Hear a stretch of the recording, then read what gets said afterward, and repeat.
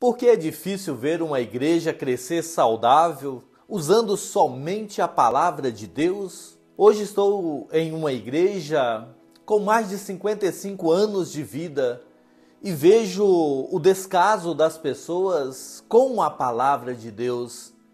Não sei você, mas tenho refletido sobre isso nos últimos anos em meu ministério. Olhando primeiro para a história da própria igreja cristã, e principalmente para a palavra de Deus, penso que cheguei à conclusão deste problema. Vejamos, ao final do segundo século, igrejas cristãs haviam sido estabelecidas no norte da África, a região que hoje conhecemos como Líbia, Tunísia, Argélia e Marrocos. Até o final do quarto século, essas dinâmicas igrejas do norte da África haviam produzido alguns dos maiores pensadores cristãos.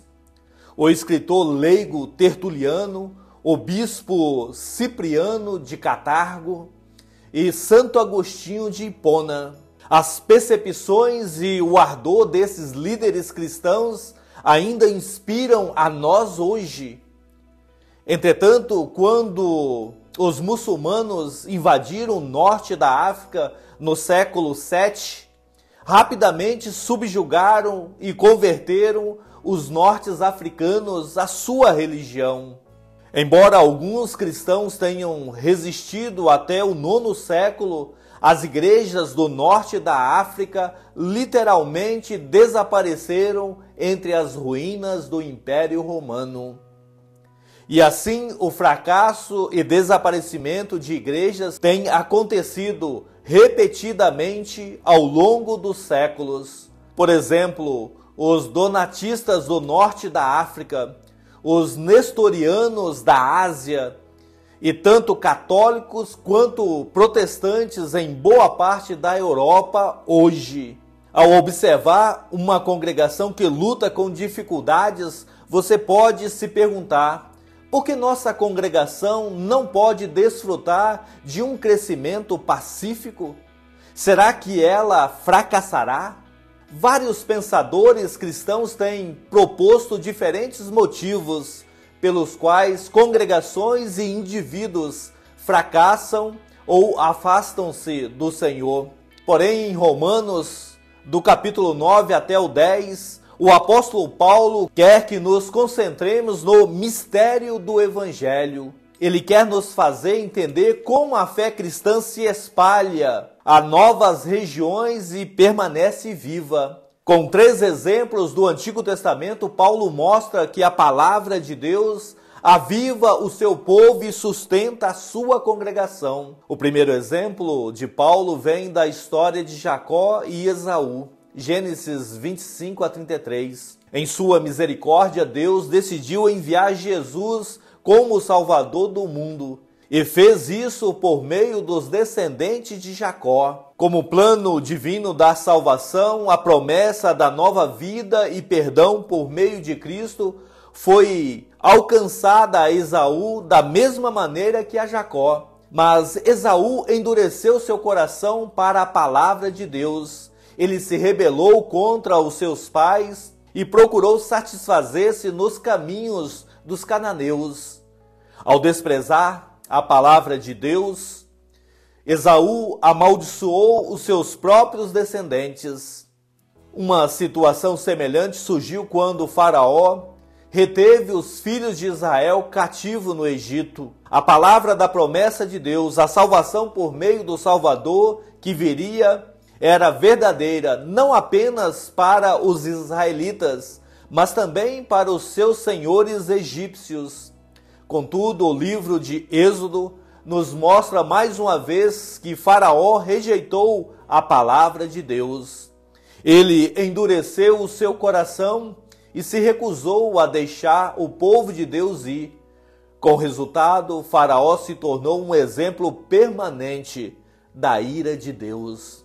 Um terceiro exemplo mostra que também os israelitas deixaram de lado a promessa misericordiosa de Deus. Eles tinham a palavra de Deus, eles sabiam que Deus enviaria o Salvador, Mas em vez de se alegrarem nessa grande notícia, muitos israelitas se voltaram para outros deuses.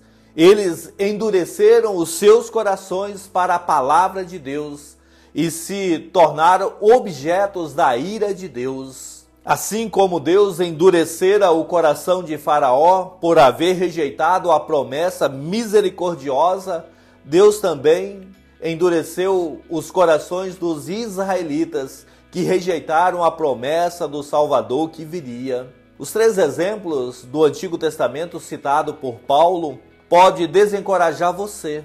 Eles revelam a dureza dos corações humanos e a resposta da ira de Deus. Eles mostram quão rapidamente as pessoas se afastam da verdade ou tornam-se insensíveis ao perdão de Deus. Porém, graças seja dada a Deus. Ao contrário dos exemplos do Antigo Testamento dados por Paulo, a presença permanente de igrejas cristãs na Palestina e no Egito revelam a natureza surpreendente das promessas de Deus por meio de sua palavra. Ironicamente, os descendentes palestinos de Esaú receberam a promessa de Cristo no 1º século, quando ministros cristãos proclamaram a palavra de Deus para eles. Muitos creram. Ainda hoje, um remanescente de cristãos continua a invocar o nome de Jesus na Palestina. De forma igualmente surpreendente, os descendentes de Faraó creram no Evangelho quando missionários cristãos os visitaram nos primeiros dias da igreja. Os cristãos do Egito e da Etiópia passaram a palavra de Deus de geração em geração. Apesar das fragilidades políticas e econômicas, essas congregações têm sobrevivido às ameaças que destruíram muitas outras igrejas. Além disso, muitos descendentes físicos de Israel estão agora sendo convertidos a Cristo. Eles são filhos de Deus, não por causa de sua herança com a descendência física de Abraão, e sim por causa da vivificadora palavra do Evangelho. Embora uma família possa falhar ao não compartilhar sua fé com seus filhos ou vizinhos, a palavra de Deus não falha. As pessoas endurecem os seus corações e sim, Deus responde em forma de juízo. No entanto, em sua misericórdia, Deus também quebra os corações endurecidos pelo pecado e os abre para o Evangelho. Embora Esaú, Faraó e Israel tenham rejeitado ou ignorado a promessa da salvação por meio de Cristo, o Senhor graciosamente tem transformado os corações de muitos de seus descendentes por meio do Evangelho, por meio da palavra que é poderosa e pode nos salvar. Se nossa congregação luta para sobreviver, não vamos concentrar nossa atenção nos dias de glória do seu passado. Não permita que os corações e atitudes endurecidos desencorajem aqueles que ainda permanecem por causa da palavra. Olhe para a Escritura Sagrada para obter auxílio. Coloque o foco na palavra de Deus. Deixe que a vida da sua congregação e tudo o que você faz esteja conectado com a palavra da promessa de Deus em Jesus Cristo. A palavra de Deus não falha. Embora as pessoas endureçam seus corações, a palavra de Deus pode amolecer os corações. A exemplo de Paulo, precisamos manter nossos olhos nas promessas de Deus, por meio das quais Ele concede suas bênçãos. Assim como o Senhor criou a fé e a vida que edificaram a nossa congregação, Ele também sustentará a nós por meio de suas promessas, presente em sua palavra. Sim, é simples ler a palavra de Deus em casa e na igreja. restaurará a nossa igreja. Espero que tenha gostado. Se gostou, compartilhe esse conteúdo para mais pessoas. Nos encontramos na próxima segunda-feira. Deus abençoe sua vida.